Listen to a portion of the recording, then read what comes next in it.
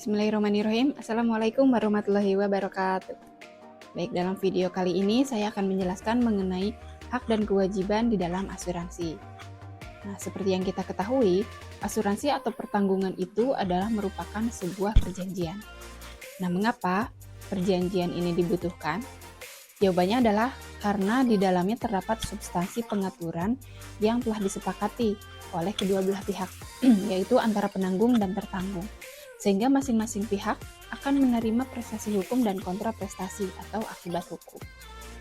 Nah, dalam pasal 246 KUHD disebutkan bahwa asuransi atau pertanggungan adalah suatu perjanjian di mana seorang penanggung dengan menikmati suatu premi mengikatkan dirinya kepada tertanggung untuk membebaskannya dari suatu kerugian karena kehilangan, kerusakan, ataupun ketiadaan keuntungan yang diharapkan, yang mungkin akan dapat diderita oleh tertanggung karena suatu peristiwa yang tidak pasti, atau yang disebut dengan risiko. Dari definisi tersebut, dapat kita analisis bahwa terdapat hak dan kewajiban di antara penanggung dan tertanggung. Nah, yang pertama akan saya jelaskan mengenai hak penanggung. Untuk hak penanggung, yang pertama yaitu membuat atau menandatangani suatu perjanjian secara tertulis. Misalnya saja akta, kontrak atau perjanjian, dan polis asuransi. Nah, yang kedua yaitu menerima premi dari tertanggung. Sedangkan untuk kewajiban penanggung, yaitu yang pertama adalah memberikan penggantian atas kerugian kepada tertanggung sesuai dengan polis asuransi.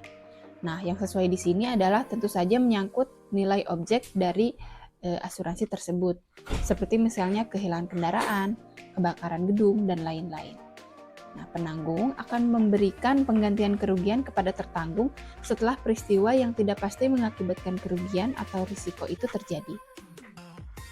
Nah, selanjutnya yaitu untuk hak tertanggung, yaitu yang pertama membuat atau menandatangani perjanjian secara tertulis, seperti akta, kontrak atau perjanjian, dan polis asuransi. Nah, yang kedua yaitu menerima ganti rugi akibat dari kehilangan, kerusakan, ataupun ketiadaan keuntungan atau kerugian ketika peristiwa yang tidak pasti menimbulkan kerugian atau risiko itu terjadi. Nah, dan untuk kewajiban tertanggung yaitu tentu saja membayarkan premi sesuai dengan polis asuransi. Nah, dari penjelasan tadi dapat kita tarik kesimpulan bahwa adanya syarat dan unsur-unsur dari sebuah asuransi. Yaitu untuk syarat perjanjian asuransi, yang pertama yaitu adanya kesepakatan. Yang kedua, cakap atau kedua belah pihak sudah dewasa. Nah, yang ketiga adanya objek tertentu. Yang keempat adanya kausa yang halal. Yang kelima yaitu memberikan informasi mengenai kebenaran atas objek yang dipertanggungkan. Dan yang terakhir yaitu adanya kepentingan asuransi. Nah, dan untuk unsur-unsur asuransi, yang pertama yaitu adanya perjanjian seperti akta, kontrak atau perjanjian, dan polis asuransi. Yang kedua, adanya para pihak yaitu penanggung dan tertanggung. Yang ketiga, premi yang disepakati. Yang keempat, penggantian kerugian. Dan yang kelima, adanya risiko atau peristiwa yang menimbulkan kerugian yang tidak pasti. Nah, sifat dari pengertian dari asuransi berdasarkan pasal 246 KUHD itu ternyata lebih sempit karena lebih menerangkan mengenai penggolongan asuransi kerugian, yaitu lebih pada barang saja, sedangkan asuransi sejumlah nilainya tidak ada. Nah, pada Undang-Undang Nomor 40 tentang perasuransian dijelaskan bahwa perjanjian antara kedua belah pihak yaitu perusahaan asuransi dan pemegang polis yang menjadi dasar bagi penerimaan premi oleh perusahaan asuransi sebagai imbalan untuk memberikan penggantian kepada tertanggung atau pemegang polis karena kerugian, kerusakan, biaya yang timbul, kehilangan keuntungan, atau tanggung jawab hukum kepada pihak ketiga yang mungkin diderita oleh tertanggung atau pemegang polis karena terjadinya suatu peristiwa yang tidak pasti. Lalu memberikan pembayaran yang didasarkan pada meninggalnya tertanggung atau pembayaran yang didasarkan pada hidupnya tertanggung dengan manfaat yang besarnya ditetapkan atau didasarkan pada hasil pengelolaan dana.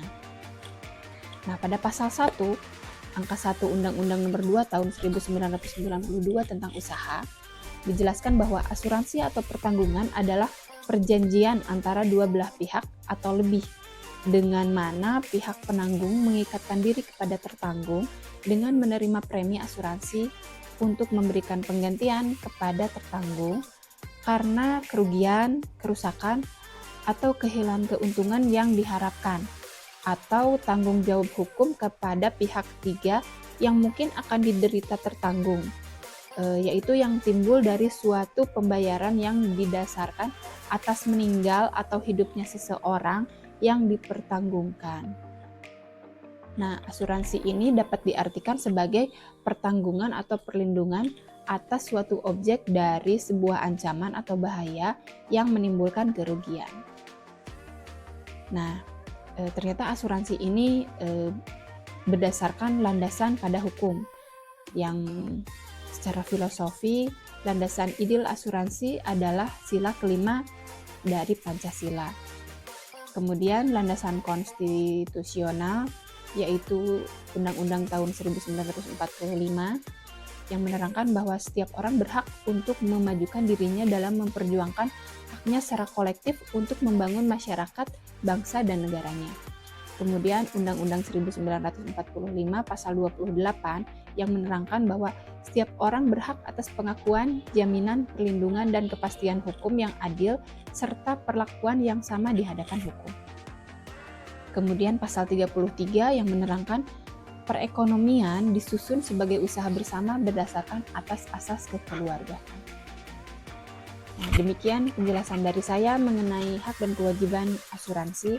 Terima kasih atas perhatiannya. Assalamualaikum warahmatullahi wabarakatuh.